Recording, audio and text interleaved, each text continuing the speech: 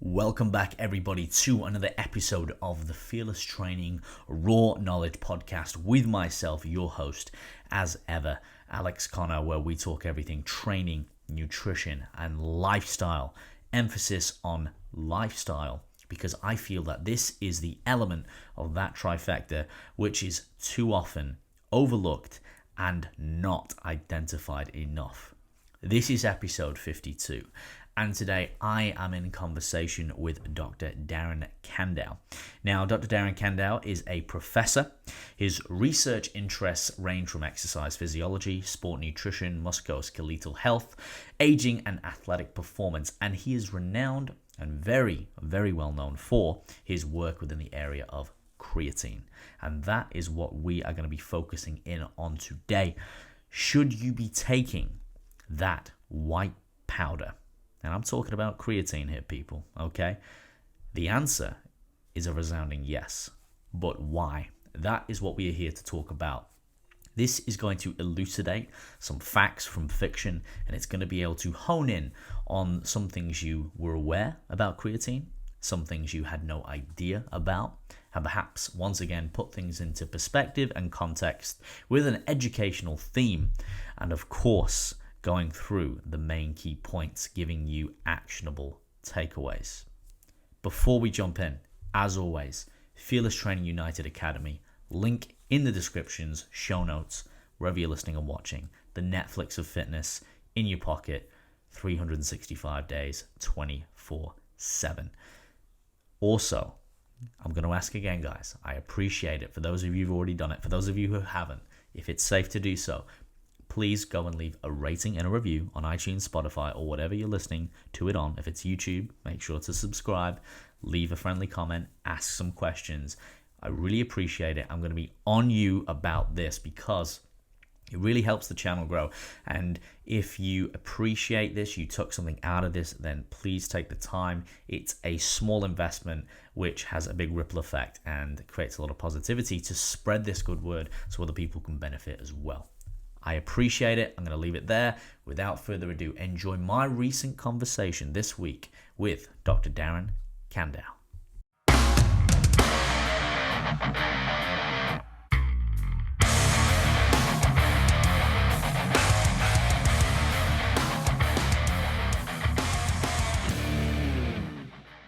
Okay, Darren, welcome to the Fearless Training Raw Knowledge Podcast. Thank you for your time. How's everything in your part of the world at the moment? It's different, but it's good. I can't complain. Yes. Fantastic. And as always, for people who may not be aware of who you are and what you do, can you give us a bit of a rundown, bit of a synopsis of what you do, what you specialize in, but more importantly, why you do it? Yeah, my name is Darren Candow. I am a professor at the University of Regina in Regina, Saskatchewan, Canada. My main area of research is nutrition and physical activity on muscle and bone biology. I primarily specialize in creatine supplementation, which will probably be the main theme of our talk today. I absolutely love what I do. I love teaching and doing the research, and it comes together to enhance knowledge and basically foster independent thinking. I think sometimes science puts us in a closed box, and I love what I do to enhance knowledge and create discussions like we're going to have today. Very, very beautifully put and very true. It's all part of the journey, and being able to share that knowledge is definitely something special in this day and age. Let's set the scene then, Darren, for some of the audience that, and I imagine most of them will be familiar with creatine, but perhaps do you want to break it down, define it a little bit more, what its roles are, maybe some of the misconceptions. We can get into some of those finer details later, but to just give someone a pure definition of what creatine is, because I think there is a little bit of misdemeanor or perhaps misinterpretation around what creatine is, and perhaps maybe some of the different variants too, because there's many types. Right. So when most people refer to creatine, they're referring to the exogenous supplement, the pill or powder or drink, whichever it is. So creatine is basically 3 amino acids, arginine, glycine, and methionine. They simply come together primarily starting in the kidney. And then a compound called guanidino acetate is created. It travels in the bloodstream to the liver, and that's where creatine is formed. Most humans, or pretty much all humans, form about 2 to 3 grams per day. through their diet, or take in more creatine through red meat, seafood, or supplementation practices. So it's a compound that's highly involved in high energy phosphate metabolism. Basically, it aids in rephosphorylating adenosine diphosphate to maintain ATP levels. So for the athletes watching, that basically allows you to exercise at a very high intensity. But maybe in today's discussion, we get into the multifactorial aspects of what creatine supplementation can do, some of the myths behind it, and some of the potential benefits or populations that the area of research is sort of targeting at nowadays. Absolutely fantastic. And yes, we will. That is, I think, one of the Okay. main reasons we want to have a conversation, because, again, we don't want to just look at this from a one-dimensional perspective. And obviously, as you know, creatine, it's what you specialize in. And there's many, many roles. And I think a lot of us, especially athletes, just think that it is, it's primarily, its role is for performance. But there is a multiple or a plethora of benefits, and definitely we'll delve into that. Let's first look at then perhaps some of the main myths and misconceptions of creatine, and why there is a little bit of perhaps fear mongering around it. And sometimes there still is, and perhaps even some of the associations with it being an unnatural substance or a performance enhancing drug, rather than something that is naturally occurring in the body, and then obviously supplementing with that. Right. I would say there's probably about 10 myths that are extremely popular in the scientific world. I would probably have to say the first one is that it leads to kidney and liver failure. And there's probably been over 50 research studies that have directly looked at this. So the theory is that since it's being manufactured in the kidney and liver, if you take an exogenous form of creatine, primarily from a supplementation, it really makes those organs work a lot more difficult and at a higher capacity, and that can actually strain those organs or cause some impairments. There's been anecdotal effects of high dose creatine causing some issues in mice and rodent models in the kidney and liver. For the most part, when you're comparing the effects of kidney and liver function to a placebo, creatine actually does not impose any more adverse effects. So that would probably be the biggest myth that we hear often. One of the biggest side effects, though, is that it can lead to water retention or weight gain. So depending on why the individual is taking it, if you're in a weight cutting sport or trying to lose weight, some people say, well, creatine, one of the biggest side effects is not allowing me to lose weight. There's a big distinction between bone, muscle, water, as well as fat. So that it comes down to one of the main reasons for it. Creatine is osmotic. That's where it gets a lot of its fame and fortune, causes and stimulates water into the muscle environment, and that can lead to some acute water retention.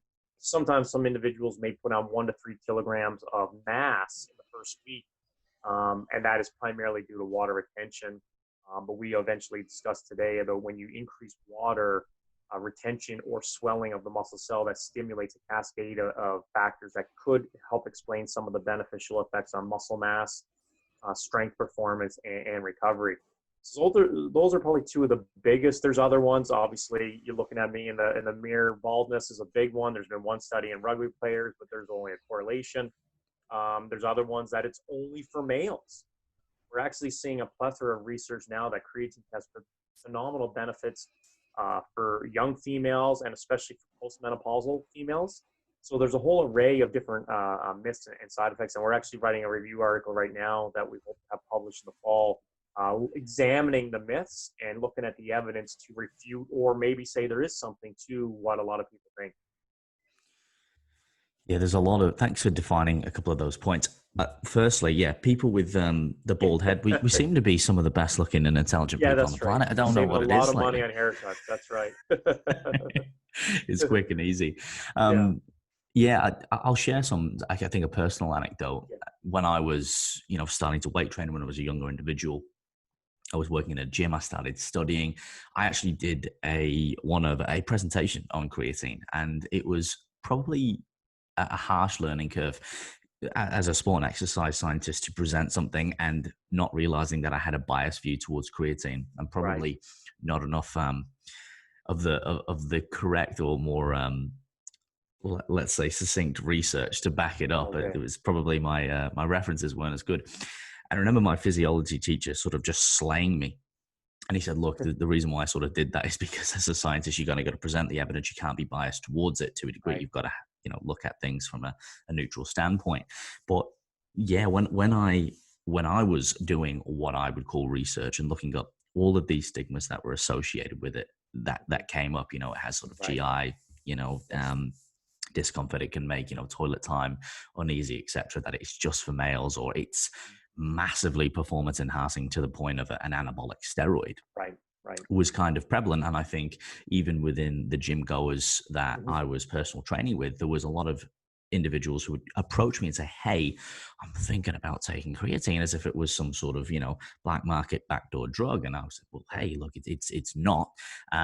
But even myself had an expectation of creatine, just like protein. And I'll admit this because I was young, and we all make mistakes. And I'll probably look back 10 years from now and see my own mistakes again. Hindsight's a great thing. Right. But thinking that it was going to, have this massive effect to increase muscle growth, etc., Hmm. but not quite there.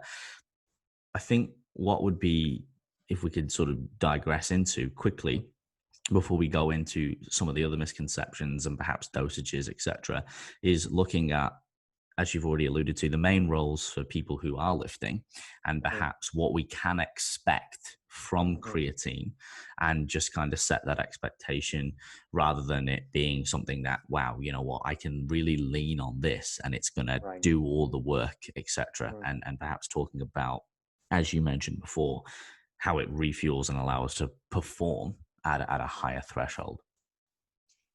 Yeah. So the biggest thing when you're looking at performance variables, I would have to say the majority or vast majority of research, if you had to pick the biggest, would be an increase in muscle performance, primarily in muscle strength. So there could be anywhere between an 8 to 12%. If you're looking at articles or studies across many populations, that's maybe what an individual could expect to increase. We don't see the same consistency when it comes to muscle power or muscle endurance. And that's different than aerobic endurance, but your ability, when I say muscle endurance, the ability to contract the muscle repeatedly to fatigue. There are some studies that suggest that repetitions go up, or more specifically, that you don't decrease performance nearly as much as a placebo.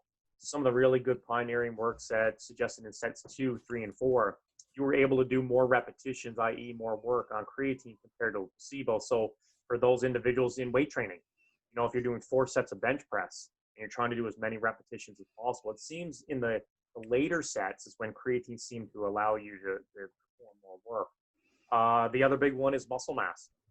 Some meta-analysis, when you collapse the data, it's interesting. You only put on about 1 to 2 kilograms of muscle mass more than placebo. So weight training is always going to be the foundational source.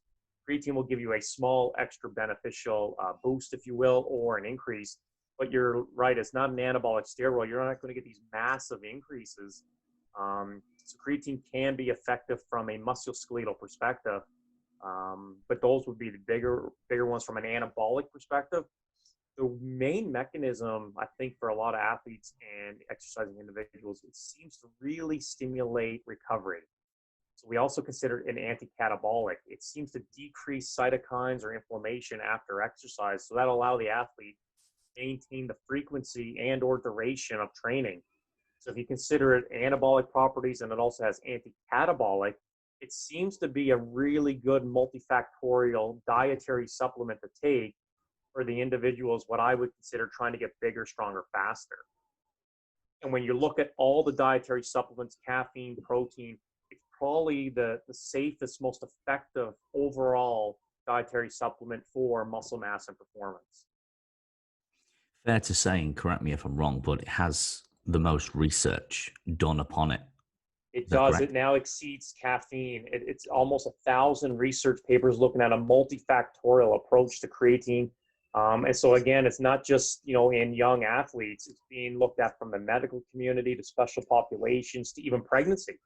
So there's a variety of reasons for it, and it probably comes down to the basic physiology, how it provides energy or maintains energy currency of the cell. Hmm. And even that it is a naturally occurring substance in the body, that it's Correct. not so foreign per Right. se. Darren, can we talk about dosages now? Right. For individuals, for people listening who have never used it, I imagine a lot of the audience would have, but perhaps they may not be using it correctly. What are some of the optimum dosages? How would we introduce it to a regime? And let's, at this point, keep it as if we were talking about someone who does some sort of resistance training. And I'd love to talk more about the special populations and more of the aging effects later on, or the anti-aging effects. In terms of, timing, the amounts, even the type, obviously creatine monohydrate being the purest form to my knowledge, but then obviously having these matrices and these elixirs and compounds which are mixed up, and whether they are even worth a look at, and maybe recommendations for someone who's going out and purchasing this off the shelf, what they should be looking for and how they should be supplementing it effectively within their nutrition regime. Okay. So for someone who's never tried creatine supplementation, the vast majority of the manufacturer companies, you'll turn around the label and you'll see that they're suggesting a very high dosage, about 5 to 7 days. And that's what we call the creatine loading phase. Most products will suggest we want you to take 20 grams a day for 5 to 7 days. The theory there is you take in a really high dosage in a short period of time, and that will saturate the body. So the average human, if they're not a vegetarian, they're on a balanced diet, they have about 120 millimoles of creatine per dry muscle mass in the body. Most individuals only have a ceiling up to 160. So the theory is that if you take in creatine, you may increase your dietary creatine source by about 20% or so. So it's not a lot. But one of the most effective ways to saturate the muscle to get what we've already talked about, some of these beneficial effects, is the creatine loading phase. So typically you would take 20 grams a day. Most people would divide that up into 4 servings. So 5 grams, 4 times a day. And that has been shown to be really effective. Roger Harris in 1992, his seminal study was basically the pioneer for that. The potential issue with that is where we only produce about 2 to 3 grams a day in naturally, by taking in about 10 times as much, that's where you hear about these anecdotal side effects. It's just too much, or it overwhelms the body. So GI tract irritation, some nausea, vomiting, some sleep issues are usually occurring during the loading phase. So I was part of the International Society of Sport Nutrition Physicians Stand, and we looked at a vast variety of studies, and we came up with a general recommendation. So there's 2 ways to look at it. You can definitely do the loading phase. It's really effective, if not the most effective way to saturate the muscle. And then after 7 days, you can easily drop it down to anywhere between 2 to 5 grams a day. Since the muscle is already full, or the body's already full, having a maintenance dose, which is about 2 to 5 grams a day, would be potentially all you need. For some people who say, you know what, I don't want the water retention of the loading phase, I don't want to have any potential GI tract irritation, I'm an athlete, I travel a lot, it's another alternative. You can do anywhere between 2 to 5 grams a day. You will eventually saturate your muscles and get the beneficial effects. It'll just take a little bit longer. And 2 to 5 grams is going to be a half a teaspoon of powder. So financially, if the athlete says, I just can't go out and afford 20 grams a day, it'll save you a lot longer. In our research labs, we actually base it on relative body weight. So since everybody is a different size, we base it on 0.1 gram per kilogram. So instead of doing 20 grams a day or 2 grams a day, get everybody on the scale. And if the first person is 70 kilograms, 0.1 times 70, that person's taking 7 grams a day. If they're 100 kilograms, they're at 10 grams a day. The nice thing with a relative body weight, it takes into consideration the size of the individual, as well as it takes into consideration maybe starting someone too low or too high. We've been very fortunate to show positive results with no side effects at that relative dosage. This has primarily been in younger individuals, but we do see some preliminary evidence that it is effective dosage at the older population. We have some unpublished evidence to suggest that maybe older adults might need a little bit more creatine, very similar to dietary protein and anabolic resistance. So those are 3 ways that your novice viewers who haven't started supplementation, but are currently resistance training, can look at it. You can do the loading phase, but there's potential issues with that. You can ease into it, 2 to 5 grams a day, very easy to do. And the nice thing is, if you don't want to buy a dietary supplement, 2 to 5 grams you can get through red meat, seafood, or poultry, or you can use the one we primarily use, 0.1 gram per kilogram. You can take it multiple times a day or in one bolus, ideally around close proximity to exercise, and then go on your day without having to worry about it. So I think creatine is an easily adopted strategy to get in the diet, whereas dietary protein has to be spread out throughout the day, and it's a lot more work to get that. Or coffee or caffeine is usually through Starbucks or something like that. So creatine can be really easily incorporated into your lifestyle. Thank you for explaining and clarifying some of those points.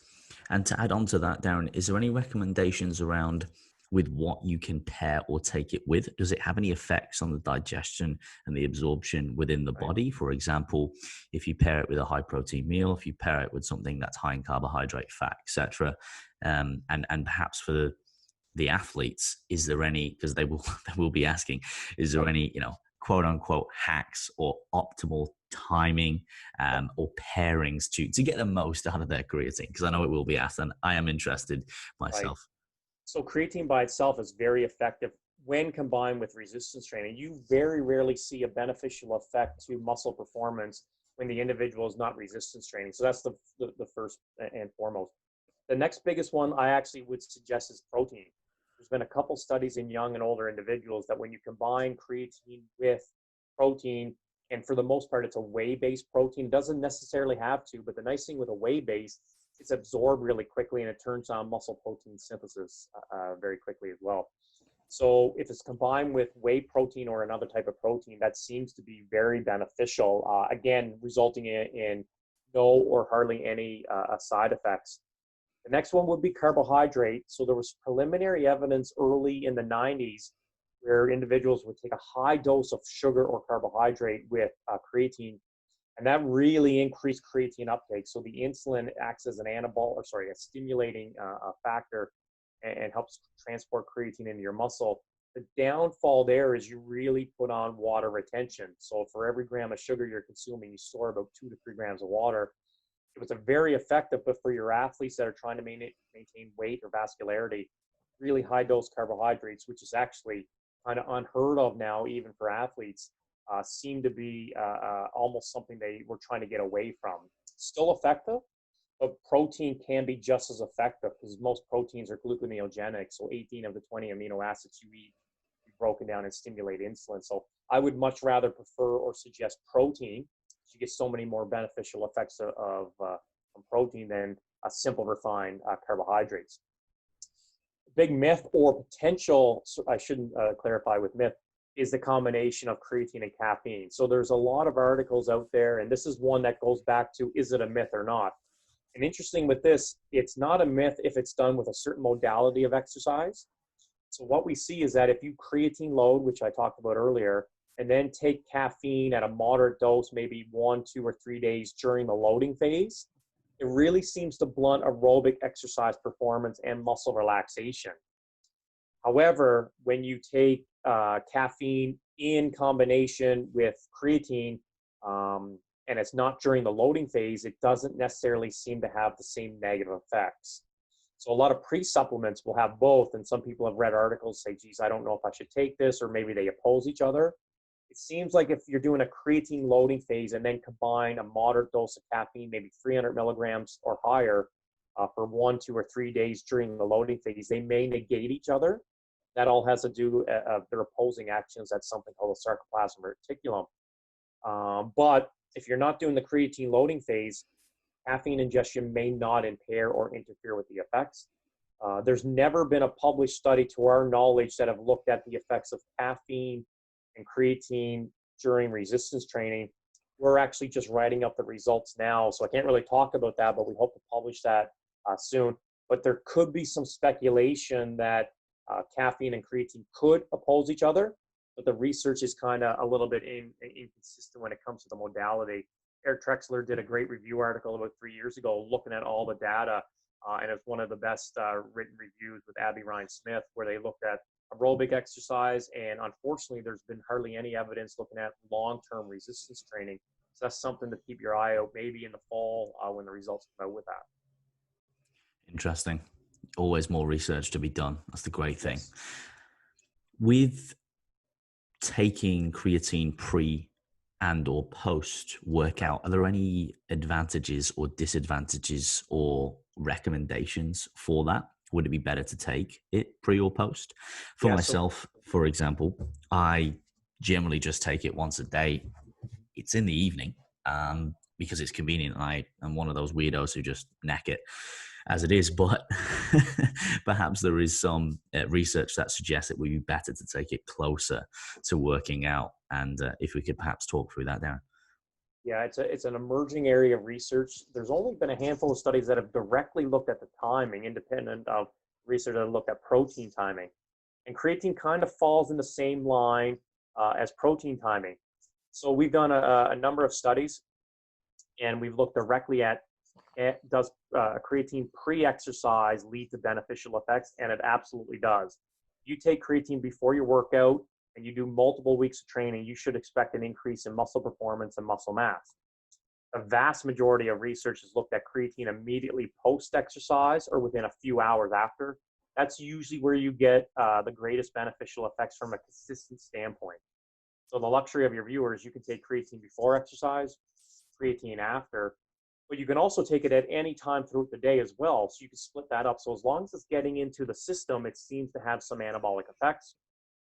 There is a theory, though, that prior muscle contractions seem to upregulate or increase creatine uptake. So when we say prior muscle contractions, so if you do your weight training, there's your muscle contractions, take it. It may have to do with blood flow being stimulated, which may help increase creatine uptake to the muscle. So we did a meta-analysis with Dr. Scott Forbes here in Canada, and there was only 3 studies in the meta-analysis because that's the only studies that have looked directly at the timing. Both pre and post creatine increase muscle strength equally.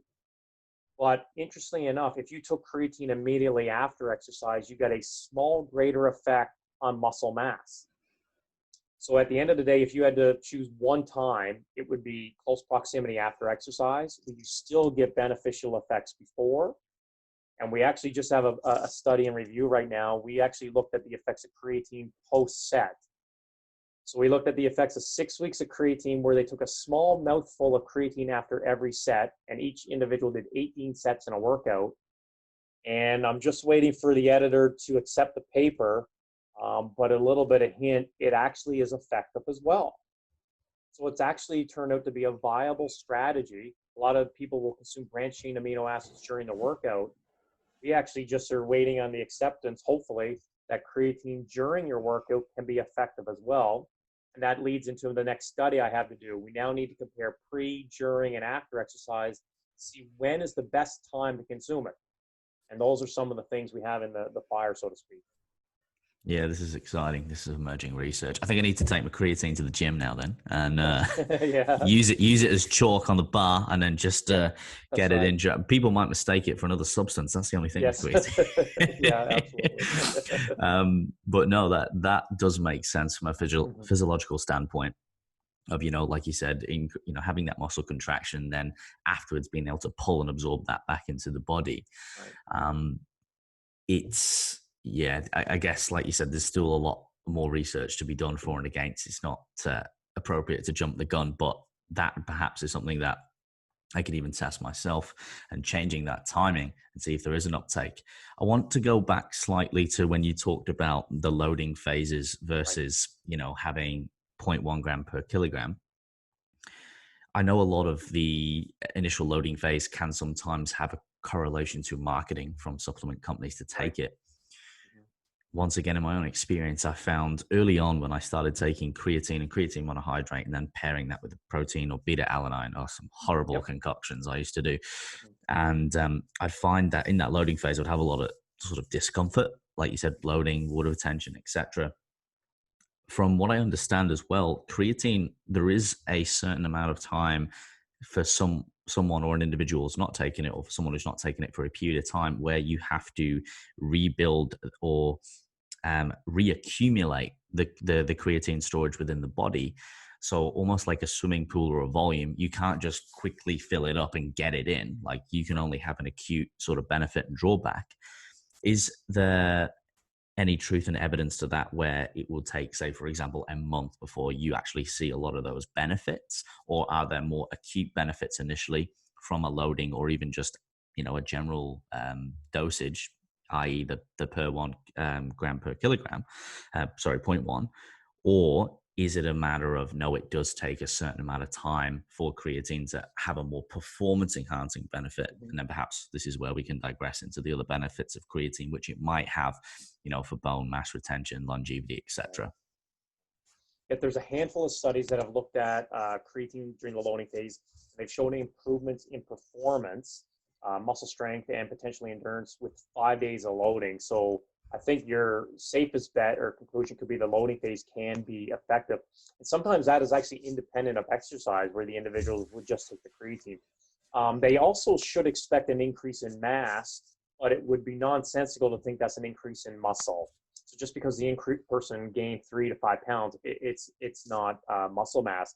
And typically, we need to see a minimum of about 6 weeks in an experimental study during creatine and resistance training to put on dry muscle mass, as well as significant greater increases in muscle and performance. So yes, by taking in creatine, it takes about an hour to get in your plasma or bloodstream, and it's taken up your muscles, but it's not stimulating like sort of like the caffeine for alertness.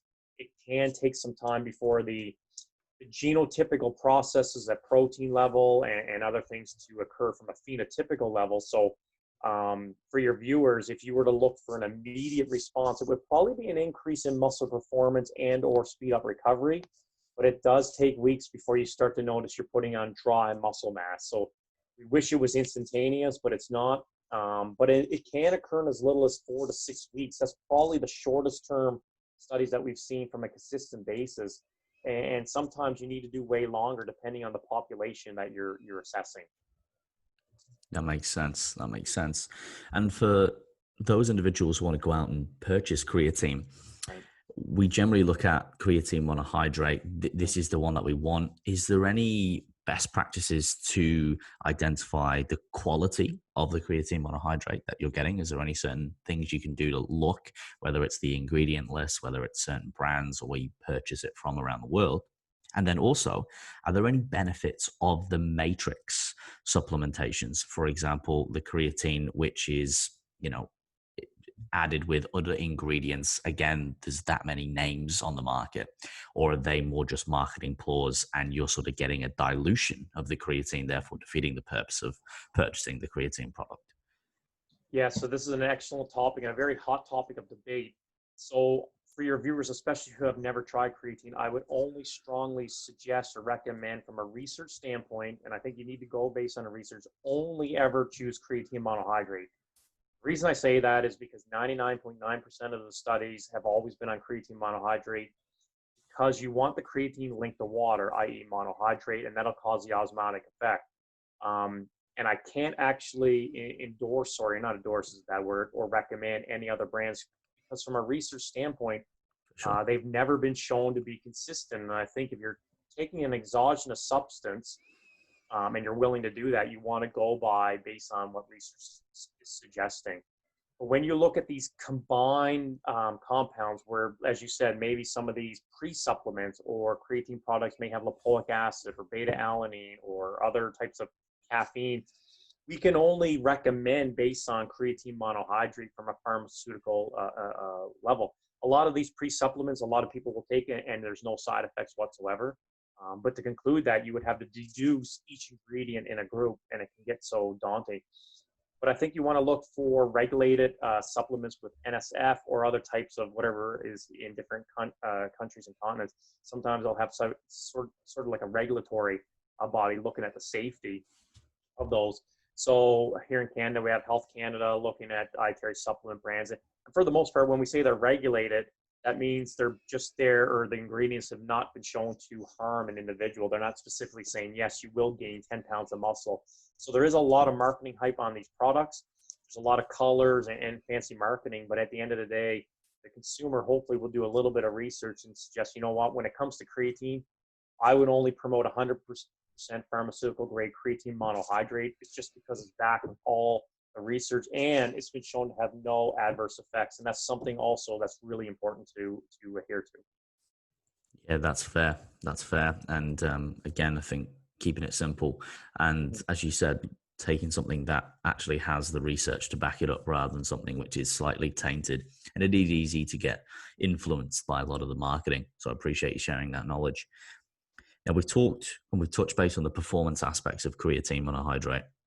What I'd love to do now is digress into the other benefits of creatine and the multiple factors and benefits that it has for all different populations, and perhaps some more benefits that people aren't aware of, that, this is the reason why we should continue to take creatine, even if we are not trying to just be as big, as fast, as strong as we can, Right. and perhaps exploring some of those avenues and defining them a little bit more, please, Darren. Yeah, so I would say the biggest sub area of creatine research is what I consider in the aging population. And this is considered the healthy aging population as well. And we consider that from a research standpoint, 50 years and above. So that might be a little young or a lot lower than most people expect. But around the fifth decade is where we start to have a significant increase in the loss of muscle and muscle performance. So most of your viewers would have heard of sarcopenia. So there's many factors which contribute to sarcopenia, and obviously or a couple of those is the loss of muscle mass and muscle performance. And that's very terrible as we get older. If we're losing muscle mass and the ability to generate force, that places us in long-term care facilities faster. It makes us functionally dependent on others, and the way of life is reduced. So we're very fortunate that a majority of our research program now focuses on aging individuals. And what we've seen is when you combine creatine with the dosages we've talked about and resistance training, these individuals can put on substantial muscle mass, muscle strength, and more importantly, they actually improve functionality or the ability to perform activities of daily living. So when you perform or increase functionality in these older individuals, that can make these individuals healthier and have a greater quality of life. We've also shown that creatine and resistance training can reduce the incidence of falls. So that has massive implications for the second area of potentially having promise for improving bone health, as well as reducing the risk of fractures. So from an aging muscle and bone health perspective, creatine is one of these dietary supplements in combination with exercise that we think can have a massive beneficial effect for the aging population. Yeah, fascinating stuff. I remember when you were having a conversation on another podcast, I think it was with Eric Helms on Iron Culture, some of the points you were talking about on there with, the effects of the anti-aging, Mm-hmm. community, or, those who are a little bit older, and how it could affect, bone health and falls and all these little things Right. which we take for granted, especially now as younger individuals, or some of us who are younger individuals listening, and how it can correlate. So I think that's really fascinating stuff. What are some of the verbiages or misconceptions that perhaps the elderly population have about creatine? And is there any way that you generally will explain or be able to mitigate any sort of fear around taking creatine? Because I know that speaking to some of my older clients, there's that trust there, but sometimes me saying, hey, look, I want you to, look at supplementing with creatine, and here's why, that can be a little bit daunting. So do you have any recommendations on how to position that with people, or how you would communicate that effectively for someone who would look at creatine as a foreign or a performance enhancing substance in that sort of binary manner? Yeah, it's a really interesting and challenging aspect of aging research, because everybody can go online and type in something that you ask for volunteers for, and they'll say, "Oh, this is a steroid. It's going to hurt my kidney." So typically, we will get some type of either medical clearance for these individuals or a health questionnaire to make sure they have no other contraindications to exercise. For the most part, we just try to basically say that creatine, as we have already talked about, is it's naturally produced in the body, and then when you give it at a slightly higher dose, it actually has been shown to be effective. And the other big thing is majority of our studies, we do look at side effects, either self-reported or blood and kidney. And it is always nice to show that there is, even in the aging population, there's no greater chances of side effects compared to a placebo. So across the age spectrum, it seems to be the most effective, safest dietary supplement.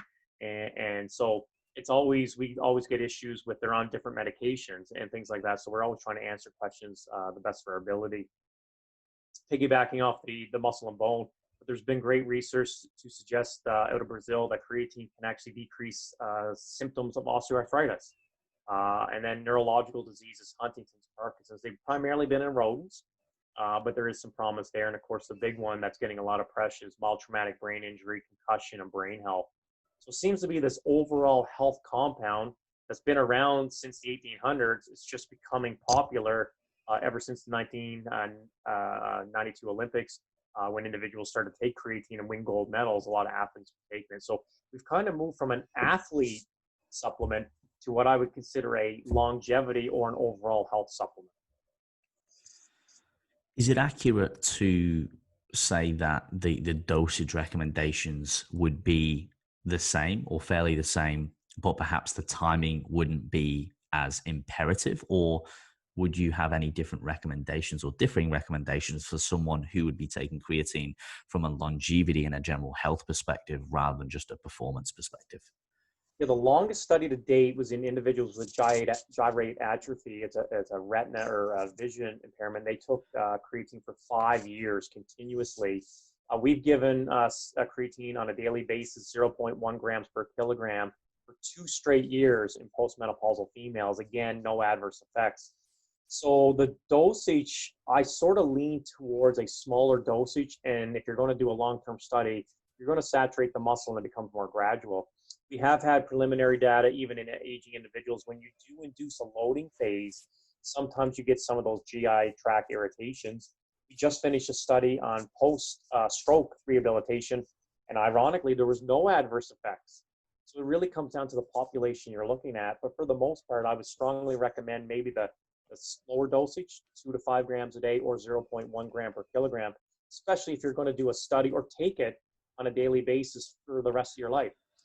There was the myth, or there is evidence to suggest potentially in humans that when you take creatine on a daily basis, you may down-regulate your natural creatine transporter and uptake. That was primarily in animal models, and there is evidence to suggest that can happen in humans. When you stop taking creatine, it immediately goes back. So we actually don't find valid conclusions with that over time. Okay, now that makes sense. I want to digress now from what you just said earlier as well in terms of special populations. And I know there's still a lot of emerging research on that, but you did sort of touch base on it. Are there any concrete studies at the minute, aside from the ones you mentioned, that show positive effects for those who have, like you said, neurological diseases, autoimmune diseases? And what are I guess, the actual benefits, or what are the degrees, I should say, of the benefits that creatine can induce in those individuals within those special populations? Yeah, there's so many different populations that creatine is actually being looked at. I would have to think the majority had to be sarcopenia or bone related to start off, and then the branching off of that. So there's preliminary evidence. There was a good study from Bruno Guanaleo's group in Brazil looking at type 2 diabetics. And creatine actually increased something called the GLUT4 transport protein, which allows more glucose into the cell. So it had potential to regulate glucose disposal. So that's an area of potential interest for diabetics, that especially type 2 diabetics, where they lose muscle mass, potentially bone mass as well. Creatine may be an effective adjunct to their physical activity therapy to maintain or regulate blood glucose levels as well.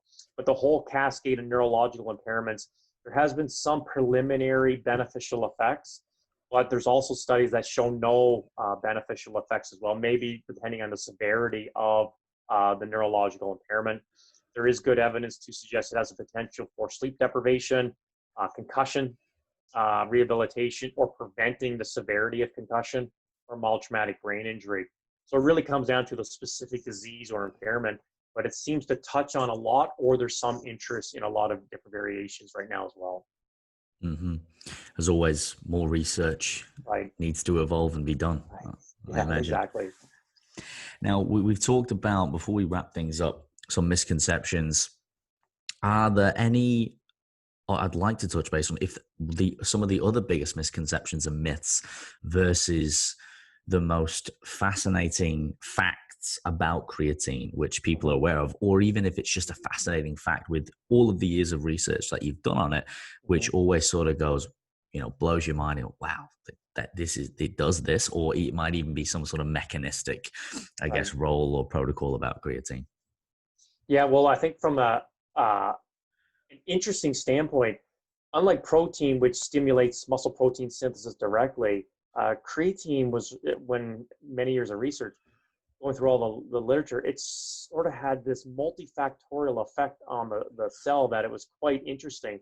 So creatine really originated from its research increasing high energy phosphate metabolism, but now it seems to stimulate satellite cells. It decreases myostatin. It increases insulin-like growth factor. It actually can increase proteins in the mTOR pathway. As we talked about, it increases cell swelling.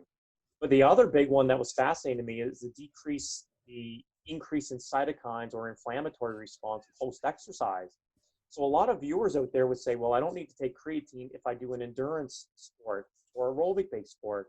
And maybe it won't improve performance, but what they've shown is if it's long duration or highly inflammatory exercise, creatine decreased the rate of inflammation. So therefore, it now became this anabolic, anti-catabolic, or sort of acts as an anti-inflammatory. So those are some of the interesting facts with creatine over time.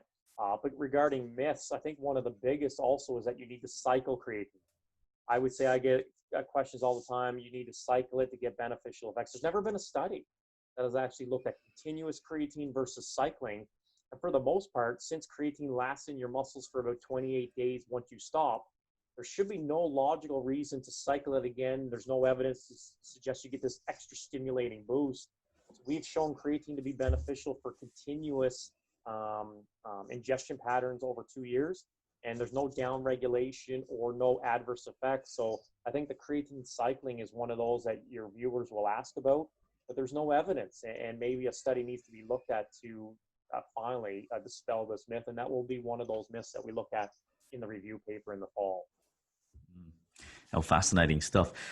Before we get on to the final questions, Darren, are there any detrimental effects that have factual evidence about creatine, or anything we should be aware of, or to date, is it all, in summary, quite positive? Yeah, it's been 99.9% positive.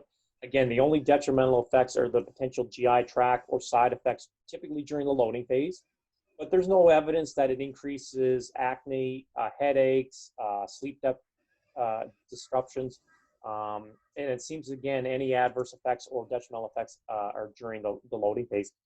So those seem to be the only negative potentials or things for the viewers or individuals considering it to take into consideration. Of course, if you have any liver, kidney abnormalities already, it's always good to get medical clearance before taking an exogenous supplement. But the big one, going back to your previous question, is when you take in creatine supplementation, that was going to elevate your creatine kinase levels in the blood as well as creatinine. So that can be false indicators of kidney disruption. So make sure you tell your doctor you're taking creatine supplementation, because that will give a false positive that your kidneys are being impaired. So that's really important for the viewers that are going to get a physical or blood work. Make sure you tell your doctor you're taking the creatine supplement, because that can actually increase the levels in the bloodstream, which kind of makes sense. And then your general practitioner might think you're having some issues. So it's always good for you to let your doctors know that. Okay, that's a really valuable and valid point. Thank you for sharing that, Darren. It would seem that, in summary, it is a good idea to supplement with creatine. It is definitely, there are more benefits. Well, there are pretty much all benefits at this point in terms of the evidence and the research. Now, I know you can't share that much at the minute, but what are some of the upcoming developments and research studies that you're looking at within creatine, and what are you most excited about to perhaps do more research on, or perhaps present once you've obviously gone through all the correct protocols? Yeah, we have a whole variety of papers and information coming out. We've actually had one looking at specifically on creatine timing again, so maybe we'll add more information to that, and maybe there is a different benefit. I mentioned briefly about creatine during, but the big one that I'm really excited about is we finally finished a randomized control trial.